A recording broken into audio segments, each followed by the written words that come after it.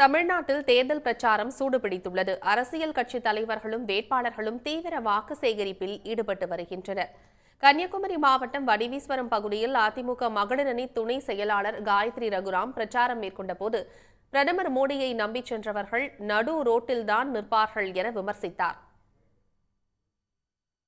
அதிமுக உடைக்கணும் ஒரே குறிக்கோளோட சுத்திட்டு இருக்கிறது பாரத பிரதமர் நரேந்திர மோடி அவர்கள். அவர் என்ன பண்ணாருன்னா, குழந்தை திருடர்கள் மாதிரி குழந்தை கடத்தல் பண்ற மாதிரி பப்பாளி பழம் காமிச்சு ஒருத்தர் இங்க இருந்து கூட்டு போனாரு. கடைசியில நடு ரோட்ல போய் விட்டாச்சு. ஒரு சின்னமும் கிடைக்கல, கட்சியும் இல்ல, அதுதான் கிடைச்சது. ஒரு ஏமாற்றம் தான் கிடைச்சது. அதே மாதிரி விலவங்கோட்ல உட்காந்துட்டு இருக்கிற ஒரு எம்எல்ஏ, அவங்க நம்பி போனாங்க. நடுவுல என்னன்னாங்க, நடு ரோட்ல இருக்காங்க, அவங்களுக்கு எந்த ஒரு பதவியும் கிடையாது, அவங்க எம்பி ஆகணும்னு ஆசைப்பட்ட கனவும் போச்சு, எல்லாமே சிதைச்சது பாஜக தான். சோ இதே மாதிரி தான் உங்களோட கனவும் இப்படிதான் சிதைப்பாங்க அப்படின்றது தான் நானும் சொல்வேன்.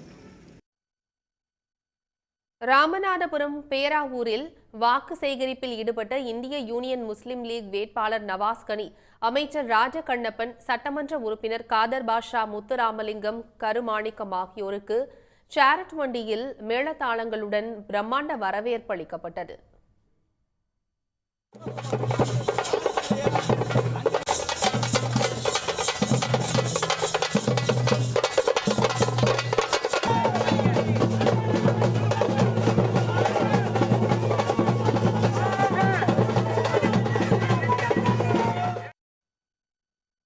விருதுநகர் தொகுதி அருப்புக்கோட்டையில் ராதிகாவை ஆதரித்து நடிகர் சரத்குமார் பிரச்சாரம் செய்தபோது மது போதையில் ஒருவர் குறுக்கிட்டு பேச அவருக்கு காஃபி வாங்கி கொடுத்து அமைதிப்படுத்துங்கள் என மைக்கேல் சரத்குமார் குறிப்பிட்டார்.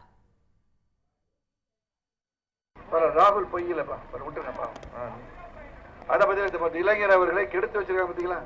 அவர் கரெக்டான பாயிண்ட் தான் சொல்றாரு. ஆனா அவர் 450 கரெக்ட்ல இருக்காரு. அது காரணம் என்ன?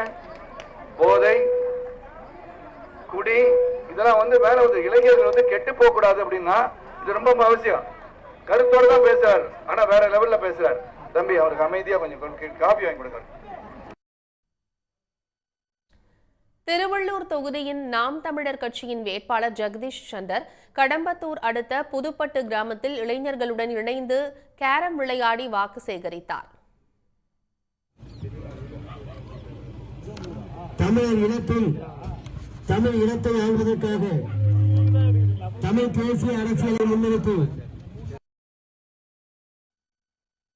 திமுக வேட்பாளர் டி.எம். செல்வ கணபதியை ஆதரித்து சேலம் தொகுதியில் நடிகர் போஸ் வெங்கட் மக்களிடம் ஆதரவு திரட்டினார்.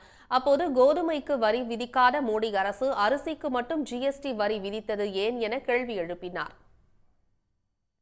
அவர் சொல்றார், தமிழரை நேசிக்கிறேன், தமிழகத்தை நேசிக்கிறேன் என்று சொல்கிறார். எல்லாரும் அம்மா புரிஞ்சுக்கணும், அரிசிக்கு இங்க 18% வரி, அரிசிக்கு 18% வரி, கோதுமைக்கு வரி இல்ல. கேட்கும் போது எல்லாரும் சொல்லுவாங்க, ஆமா ஆமா கோதுமை ஒரு ஏழையினுடைய உணவு, அதனால வரி போட்டிருக்க மாட்டாரு. அது இல்லம்மா, கோதுமை விளையிறது வடநாட்டுல, நம்ம ஊர்ல கோதுமை விளையாது. வடநாட்டுல இருக்கிறவங்க நல்லா இருக்கணும், அவனுக்கு வரி கிடையாது, வட்டி கிடையாது, ஒண்ணும் கிடையாது. ஆனா நம்ம ஊர்ல இருக்கவனுக்கு எல்லாத்துக்கும் வரி. நாகர்கோவிலில் நடைபெற்ற அதிமுக பரப்புரை கூட்டத்தில் மேடையில் பேசுவது தொடர்பாக நட்சத்திர பேச்சாளர் இயக்குநர் பி.சி. அன்பழகனுக்கும் அதிமுக தெற்கு பகுதி செயலாளர் முருகேசன் என்பவருக்கும் வாக்குவாதம் ஏற்பட்ட நிலையில் அவர்களை நடிகர் சிங்கமுத்து சமாதானப்படுத்தி அனுப்பி வைத்தார். இன்று திராவிட இயக்கத்தை தமிழகத்திலே கட்டிக்காத்து வருகிற ஒரே தலைவன் நம்மளுடைய எடப்பாடியார். நசரேத் பசலியான் இரட்டை இலை சின்னத்திலே வெற்றி பெற வேண்டும், வெற்றி பெறுவார். உடனுக்குடன் செய்திகளை தெரிந்து கொள்ள சன் நியூஸ் பெல் ஐகானை கிளிக் பண்ணுங்க.